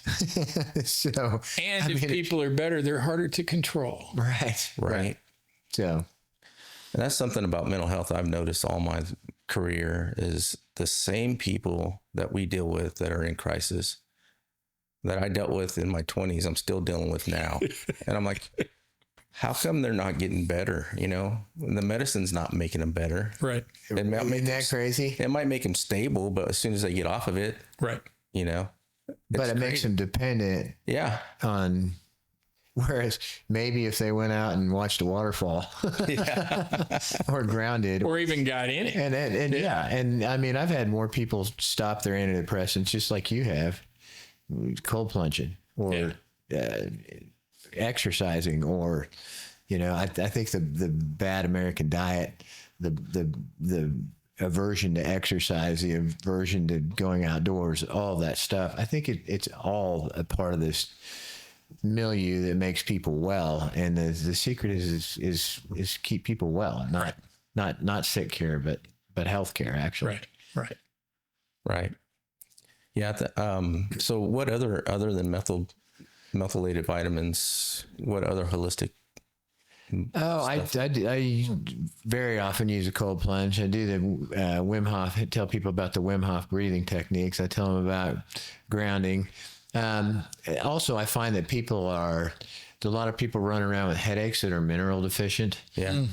I mean, like all of the minerals that used to be in the food, the vegetables and such that we got out of the ground. Well, now the ground's been sterilized and not the minerals aren't there. And so I recommend Baja Gold and Celtic salt for minerals. And I think you should have those every morning, first thing. That's part of my morning routine. So going to the headaches, has migraines been a issue in the last 20 years? Has there been increase in migraines? Funny that migraines have escalated, and it's about in the mid 90s, and that's when Imitrex came out. And what's Imitrex? Imitrex is a headache drug that's been, so all this stuff, hyperlipidemia has been out for, I did the tests on it when I was in med school. I did one of the first drugs called Mevacor. Yeah. And the more cholesterol drugs that come out, the lower the cholesterol has to be to start it. So, I mean, Big Pharma is not our friend. And conventional medicine is not our friend. No. And I've heard a lot of bad things about statins, for your cholesterol. And Statins, I mean, my sister, this is a kind of a perfect example. My sister had, she had a concierge doctor, right? And the concierge doctor said, "Oh, your dad had a heart attack, your mom had an aneurysm, or your mom had a heart attack and your dad had a small stroke, et cetera, et cetera. So we need to get your cholesterol down. We need to get it down." Had her cholesterol like less than 100. Well, cholesterol is 90% of what feeds your brain. And then she started having all these mental problems, et cetera, where she did her memory just like leave her. And it's like, well, so I actually talked to her doctor, and well, she gave me a paper about this and a paper about that, et cetera, et cetera. But now that I told my sister to eat an egg every day, she hadn't had one problem since. wow. And stop the cholesterol medicine. So I don't know. It's Big Pharma, and just like mental health. I mean, and you've seen it. It's just the system is broke. Yeah. And not skewed toward making people well. right. Yeah. Just kind of keeping them coming. Right. Yeah. So And I appreciate new insight like Dean has into, because he's been at this. He's a smart guy. Yeah. He's been at this a minute, and he's had all these years and years and years to think about this, and it finally all kind of came together. But we've really been talking about this stuff for 20 years. For 20 years, yeah, and iterations of it. But I had the brain knowledge, the book knowledge, but I didn't have the lived experience. Right. And once, life put me in those positions to use some of that knowledge, then I kind of accidentally backed in to some of the answers. Yeah. And these answers, I think, are just basic human answers. Right. Yeah. So, Dean, how effective is your methods for like soldiers who have PTSD? Yeah. I haven't gotten the chance to work with many personally. Most guys who especially have combat trauma, they don't really trust anybody that hasn't been in combat. Yeah. My dad, first 4 years of my life, was a Marine Corps drill sergeant. And then my great uncles had served during World War II. In one was on the Bataan Death March. Oh, wow. They were Marines out in the Pacific theater and saw a lot of stuff. Yeah. And so I listened.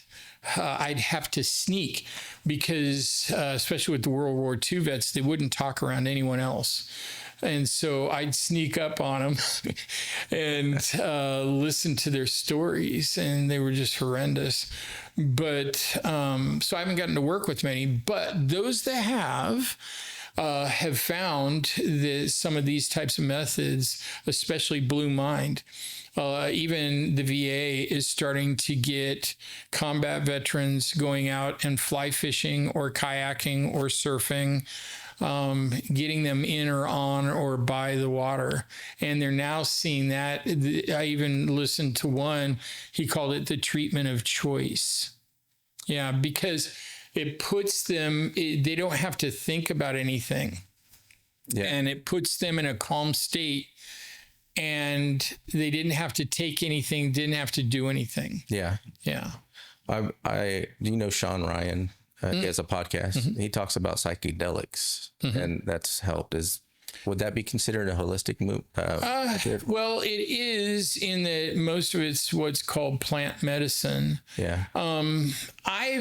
I think in some rare and maybe extreme cases that's helpful. Again, I believe in real life. Yeah. And for me, those people that are really pushing that want to want to fast track health and wellness. They want to skip over having to earn your healing. And those that don't have trauma, they think it skips and makes them deep quickly. I started meditating. I finished my clinical certification in hypnotherapy October of 2000, and they encouraged all of us to start meditating an hour a day, because meditation is simply hypnosis, and meditation is simply the active use of the brain state called theta. And so I started meditating an hour a day in October of 2000. So I've meditated almost an hour a day, almost every day for the last 26 years. And it's given me so many benefits that I don't think you can use a psychedelic drug. You might have a fleeting experience that's like the experience I get when I meditate. But then I know what to do with it. Yeah. And in my experience, even those clients that I've had go and do psychedelics or mushrooms and then microdose them. It's led to a deterioration of their mental health, and it's made them dependent on these highs. rather than on learning that those highs are already there. You don't need anything outside of yourself. I think there's a lot more research that has to be done with those, and we have to find out who they're really good for and who they're not.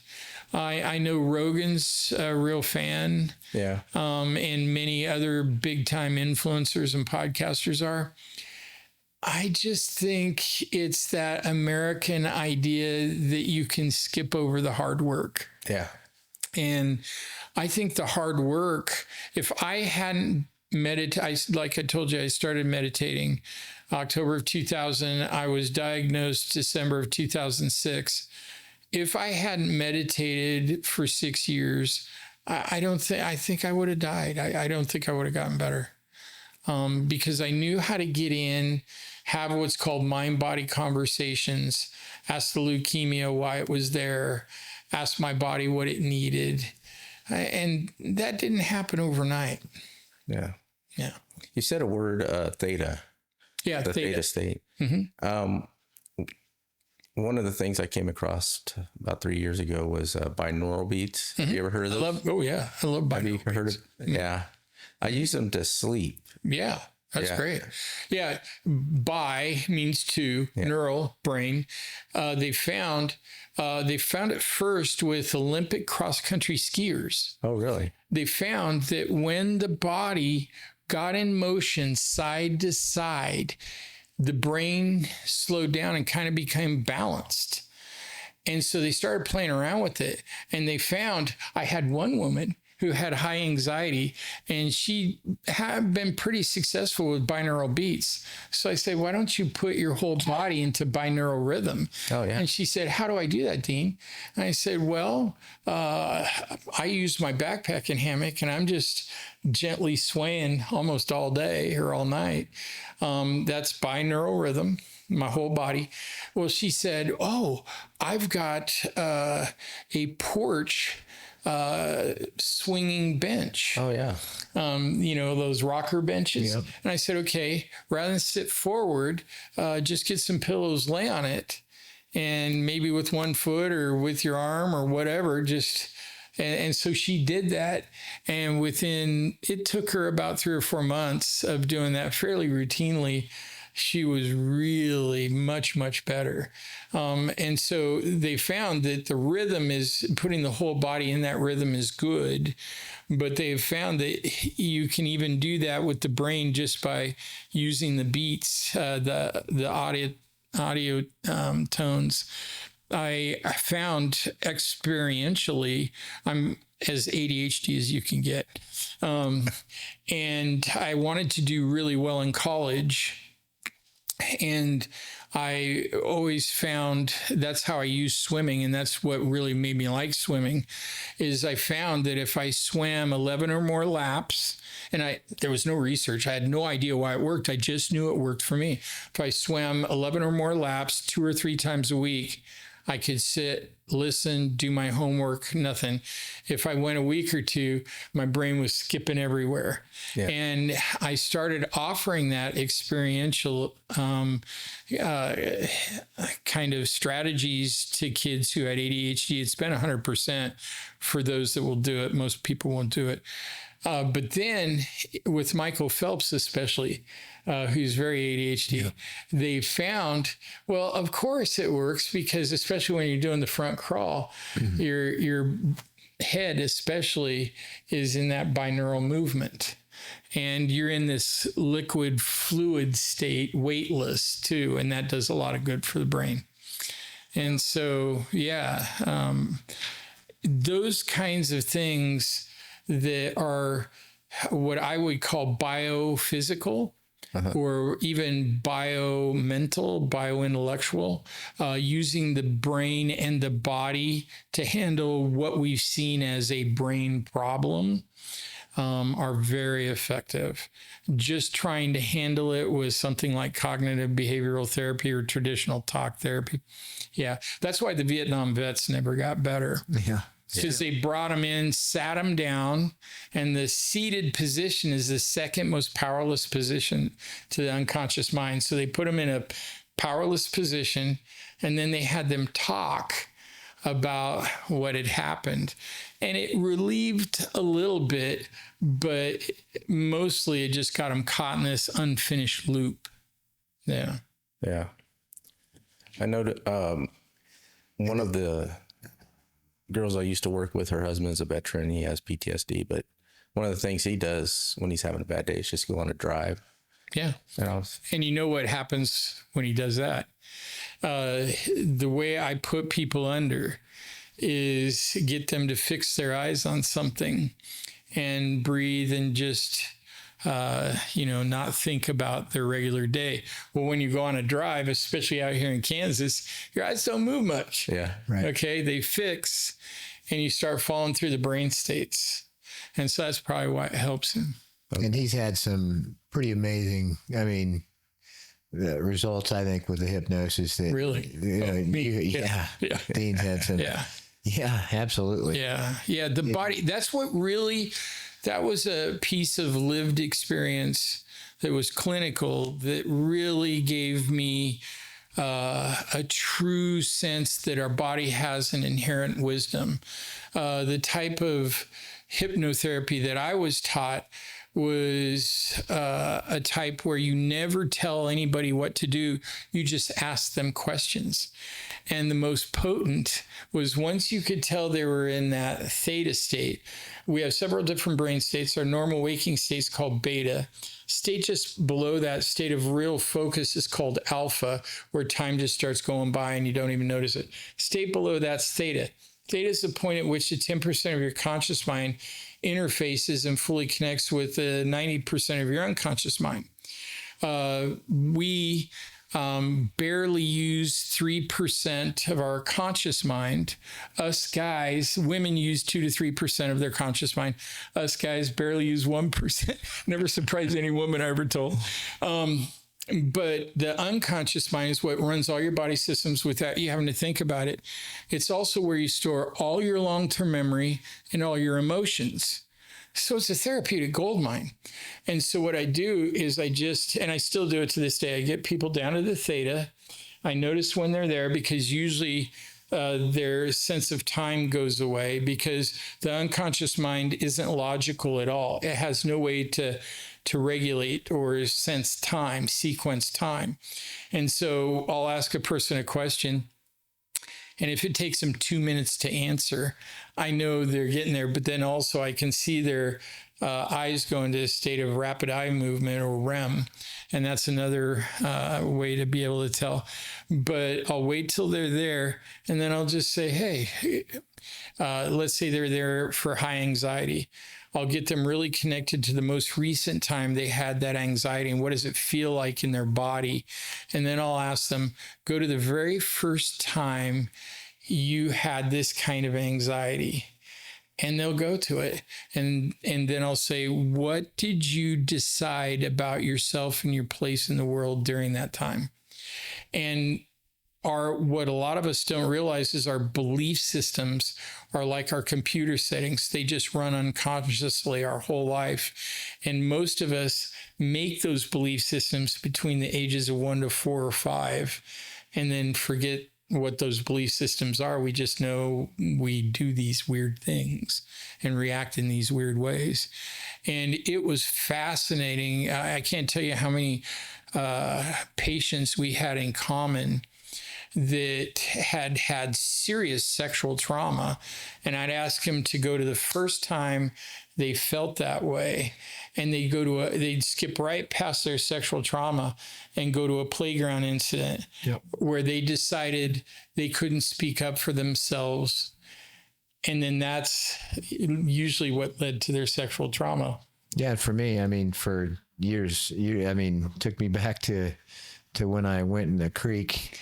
Yeah, on the sled. I was just on the sled that the other day. Yeah, I went to the creek on the sled. Mr. has to beat everybody, so he went way too far on a sled. Yeah, farther than anybody had sledded. Got stuck under the ice went into the creek. Yeah, got stuck under the ice. Thought I was going to die, and my brothers and sisters had left me when I got done. And at that point, I didn't need anybody. I can still remember that. I guess yesterday. Yeah, 15 years ago.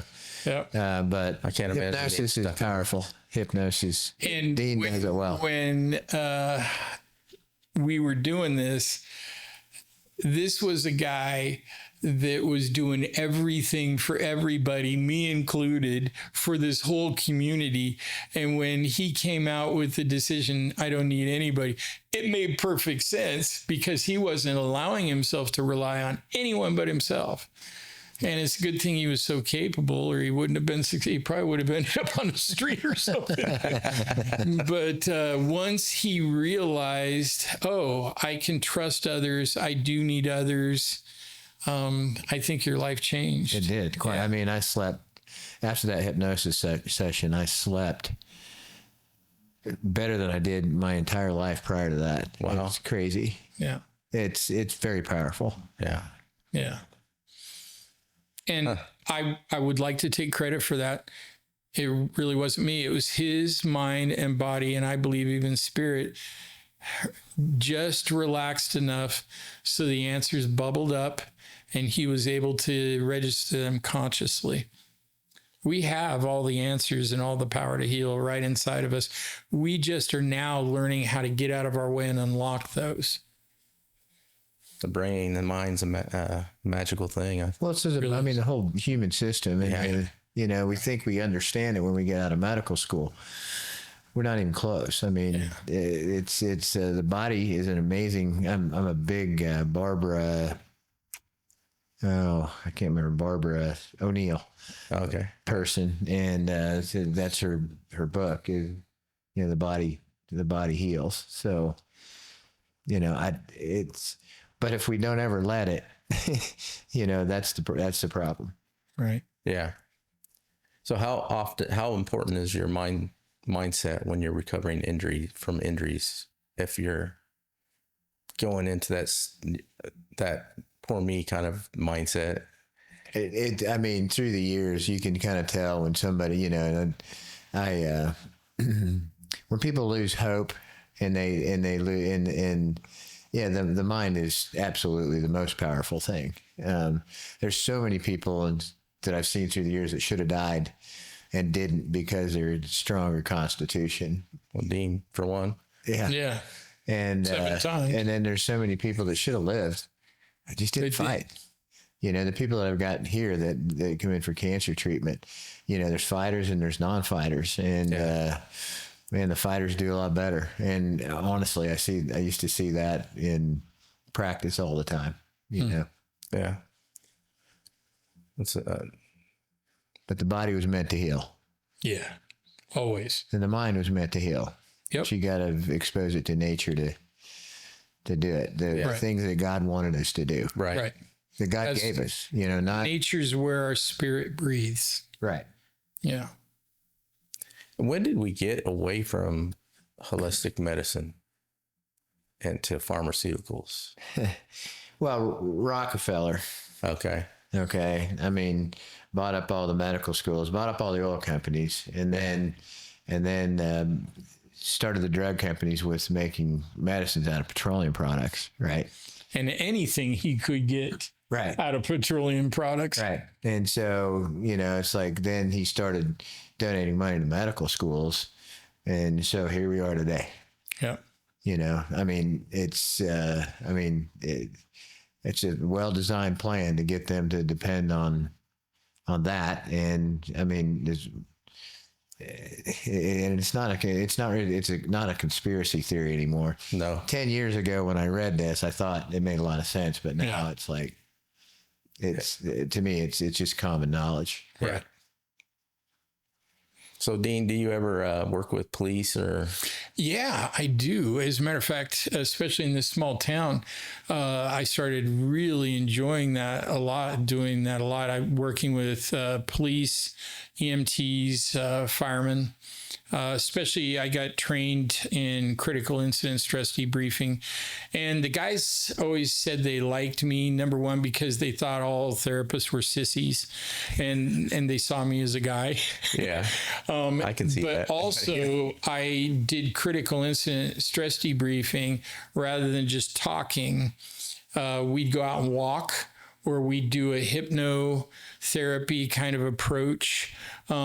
Sadly, in 2007, Jody Sanderholm was kidnapped, raped, and murdered in our small town, and it made national news. And then they found out that Justin, the guy that killed her, maybe had been going all up and down I-35, and Texas wanted him, and Oklahoma wanted him, and because, as is true with many serial killers, they staged the body, and hers was staged in a very specific fashion. And I had the guys that had found her, that had known her, come in and do a lot of work with me just so they could sleep and just so that they could get better.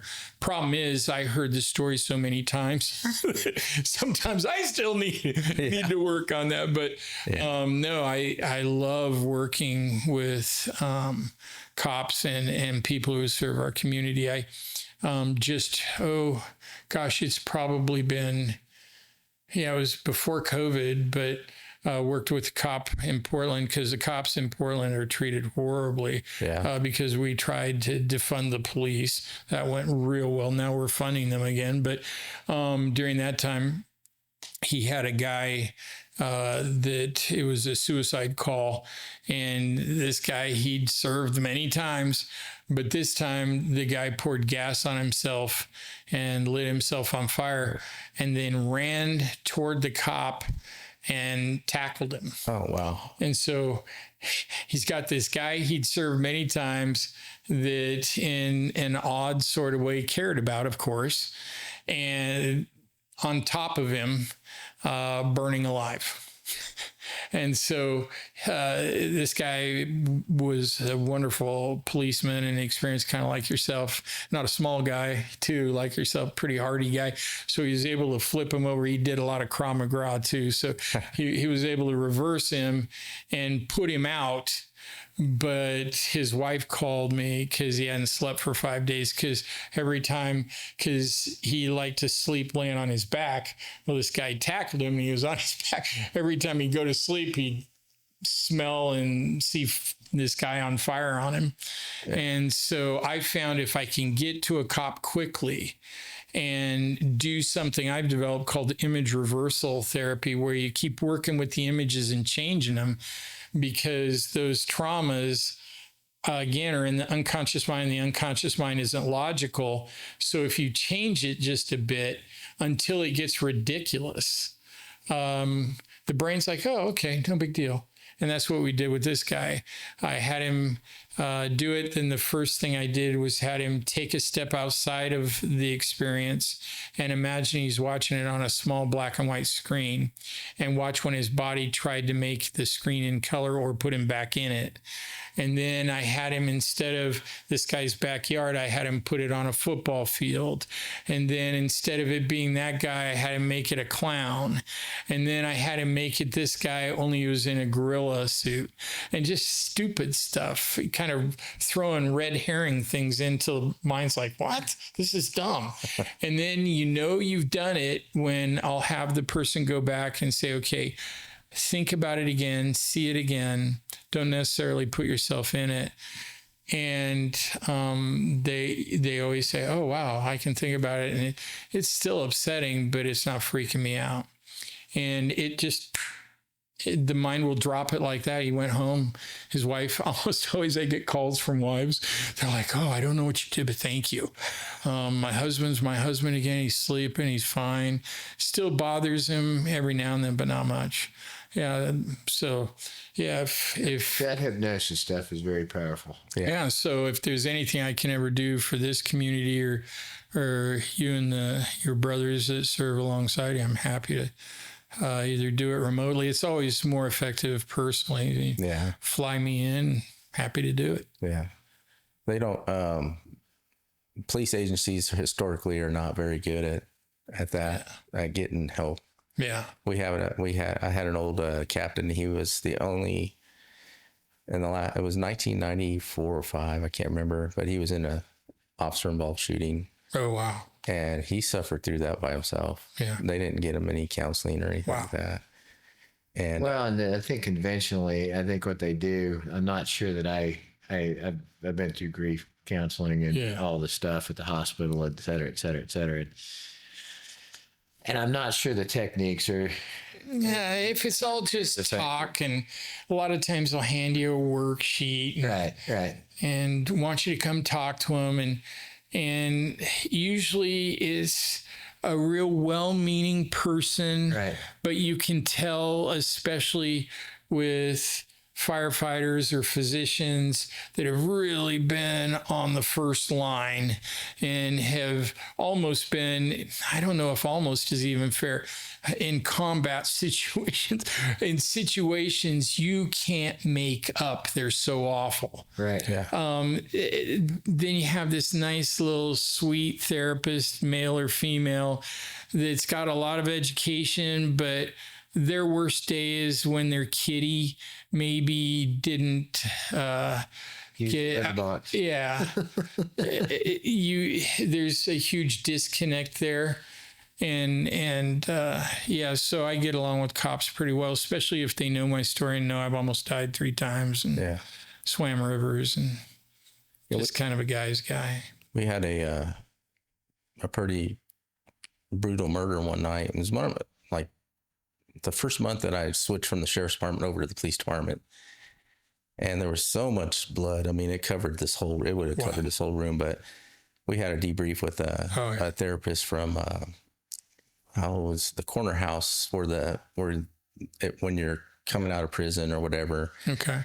But she came to our department, and she was kind of upset with us because we weren't more traumatized by the whole thing. And we're like,